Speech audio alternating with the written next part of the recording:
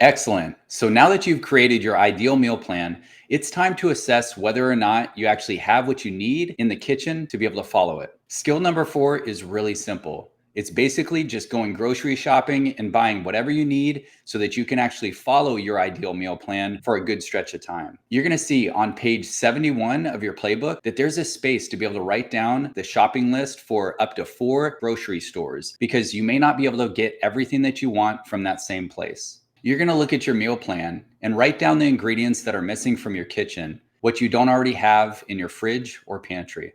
You'll also see on page 70 that there's space to calculate the quantities that you need for 10 days. Let me just quickly demonstrate. I've got here a copy of page 70, and then I also have my meal plan printed out, so it's just really easy to refer to. The first item that I want to do is take care of things for breakfast. So here I could write bone broth, and I know that it's going to be 8 ounces, which means that the quantity that I need for 10 days would be 80 ounces. And because it comes in these kinds of Tetra Pak quarts, I know that another way to think about this is 2.5 boxes. So here I'm just going to put my alternative measurement because sometimes it's useful to have both of those. The next item on my list is cottage cheese. That's 1/2 cup.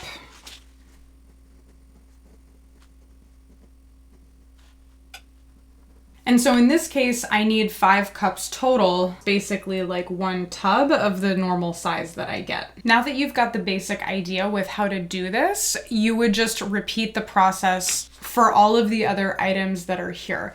And you'll see that it really is very time saving and it will make shopping a lot more efficient because you know exactly how much of what you need to get for a particular period of time.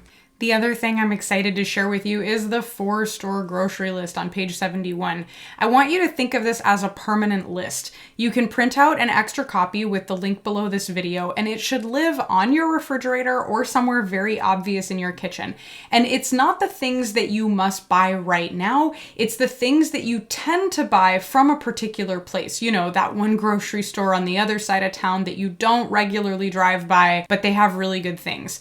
The reason that this has been so helpful is because I can write the name of the store and then we can keep track of the favorites that we want to get. So for example, if anyone is going by Trader Joe's, we can check and see if we need to pick up any of these things. And having this sort of permanent list just makes everything super efficient because then we're not running out of stuff, but we're also not spending money unnecessarily on groceries before we actually need to. And especially if you're busy right now, you don't want to waste time or energy just wandering through the grocery store, just looking at random options. Getting these groceries is a simple and direct mission. In terms of how much to buy, this will be on you and those items that you purchase. And personally, because we go through bananas like crazy, we're actually typically at the grocery store at least once a week and sometimes twice a week just to be able to restock on that. But other than that, we tend to actually have a lot of the staples on hand, like chicken breast, eggs, bone broth, various berries, broccoli, oats, quinoa, and chia seeds, for example. You may want to consider a membership at a wholesale grocery store where you can actually buy in bulk because it's very cost effective when it comes to getting things like fruit, eggs, protein powder, beef, chicken, fish, and cottage cheese. To make sure that you're successful, we strongly recommend that you do the math and buy enough items on your meal plan to be able to keep yourself stocked up for 10 to 20 days, because that will make it so much easier for you to actually turn this into a genuine lifestyle shift. When you go into your kitchen, it's incredibly important that you actually already have everything that you need to be able to put together a quality meal. It's easier if you never let the kitchen get to the point where you totally run out of your staples.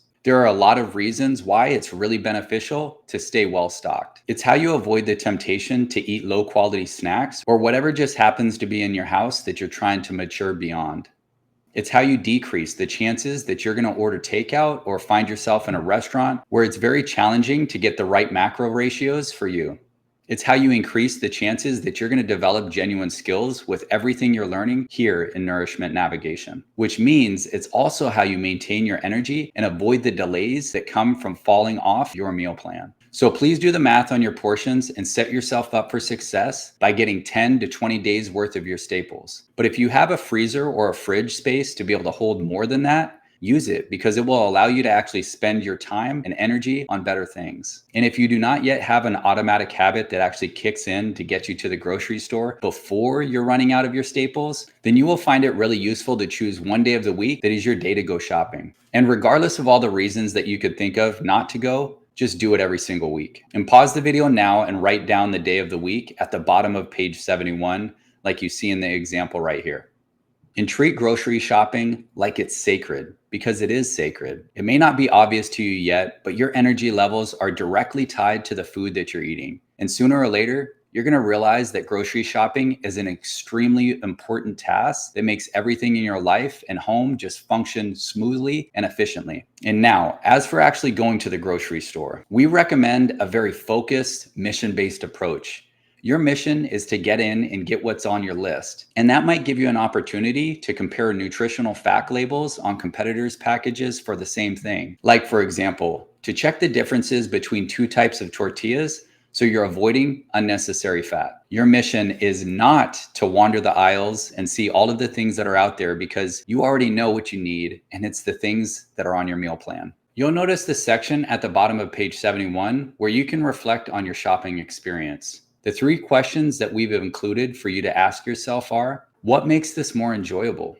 For example, it might be scheduling your trip when there are less people, or knowing what to get at the store so that you don't have any questions. It's valuable to consider this because this is how you actually motivate yourself to get it done. The second question is, what do I need to stop doing? For example, you might need to stop shopping when you're hungry, or you might need to stop zigzagging around the store. And the third question is, what do I need to start doing? You might pause to review your shopping list so that you can make sure that you actually grab everything in your area. Or maybe you need to calculate the amounts at home so that you don't have to stand there and figure it out at the store. Or maybe you choose different days of the week to be able to go to those different stores. The reason these questions help you is because the more that you can enjoy the entire process of grocery shopping, the easier it is for you to actually find the time and energy. So basically, number 1, look at your meal plan and identify what food you need to buy, and just make a simple list, whether that's on an app or page 71 of your playbook. Number 2, do the math so that you have a 10 to 20 day supply of your staples, and you can refer back to your calculations on page 70. Number 3, choose one day of the week that is sacred for your grocery shopping. Hold yourself accountable and write that down at the bottom on page 71. Then number 4, go shopping and stick to the list. Avoid browsing, get in and out, and then enjoy your day.